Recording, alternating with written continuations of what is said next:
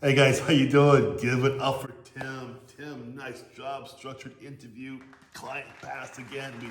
I can do this every week easily. So, Tim, nice job. So proud of you, man. Good job. Okay, guys, big question I get all the time is, Mitchell, oh my gosh, can I turn down my final offer? Yeah, you can, you guys. You can turn down your final offer. So, let's look at the top 5 reasons why people are turning down their final offer. So, first one's location. Now, it doesn't always mean just for them because a lot of my clients have children, so they may want a better school system, not so rural, maybe they want more of a city area, for the children. Could be just a lack of resources in the area they don't want to deal with, so they turn down the option to go to that area.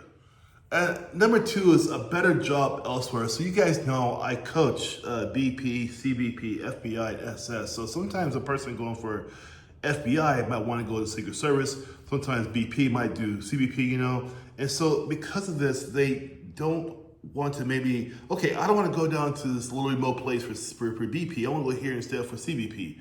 And they might get offers for both, right? So they might go for CBP because for them, it's a better deal for them. Or they might want to go BP because for them, it fits their style more, Whatever it is, sometimes the timing could just make you want to go right instead of left or go left instead of right. Just depends.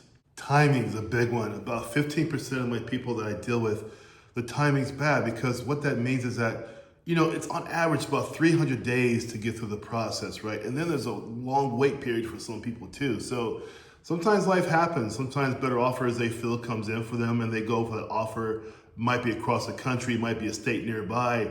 They are put in such a position, they just can't wait it out for a CBP to hire them for their job. So they already are engaged in another job. They get the green light from CBP, and by then it's too late. They already got another career they got going on already, so they can't do the CBP job. So that happens sometimes too. Sometimes it's the pay. Most careers, when you start out in most careers, the pay is lower. It's just how it is. Mine as well. When I first started out, my pay was low. But, you stick with something long enough, the pay goes up as well, especially for the federal government. It's going to go up for sure. You got to consider, too, the benefits also they give you as well, So, whatever it is, if the pay isn't enough for you, I understand, and people go on, they do something else. So sometimes the pay is a true consideration in the beginning because people have, they have concerns about, am I getting paid enough to pay my bills from this occupation or career? And can I wait out for 3 or 4 years for it to go up? Depends, right? GS5 and GS7, it's not heavy pay, but it's a good starting point though, for sure, right? Sometimes people don't understand, they're coming from a civilian point of view into this paramilitary life and they don't understand like the long hours, the 12 hours, the law enforcement aspect of it as well. It's a completely different career because it's a paramilitary type environment. So you gotta understand that the hours and demands might be different. Holidays might be working days, right? Weekends, your weekend might be a Tuesday and Wednesday, not Saturday and Sundays. It all depends, So people sometimes have a hard time adjusting to those different variables of the job working for the federal government in an LEO position. So if you turn it down, right, but you're waiting for a better offer, a better deal, right?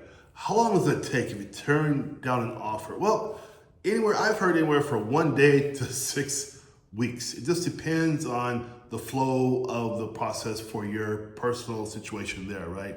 It's so hard to give you guys a standardized answer because the feds move kind of slow at their own rate, basically, right? So I cannot give you this perfect answer, but believe me, it's going to be, I hear on average 4 to 6 weeks. That's what I'm getting back from my clients who do this, about 4 to 6 weeks. So it takes a little bit of time, but it's worth it for you if you really want to get a better shot at something else different for you, better for you. It might be worth it for you to do that, to say no to the offer and stand by another 4 to 6 weeks and try for that instead.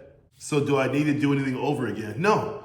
Typically you start off where you ended at, right? There's no need to go through the BI again and all this other stuff again. The background medical, all that stuff's still there. You should still be fine within that window, okay? But like I always say, even for me, ask your caseworker, your manager, don't go through, what Google says or what I say either, right? You want to check with what they say for this, make sure you get it from the word of CBP, someone who works there. They tell you, yeah, we get you back in the system within a month and 6 weeks or 4 weeks or whatever they say.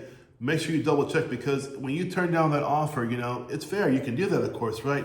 But there's certain things that may come with that no one's aware of, except for maybe your case manager. So make sure you check with them to make sure that you're doing the right thing according to your life, right? Don't compare it to somebody else's life, what happened to them. Oh, they had a good deal. It doesn't mean you're gonna get a good deal, right? Just be careful, be smart, and take your time, right?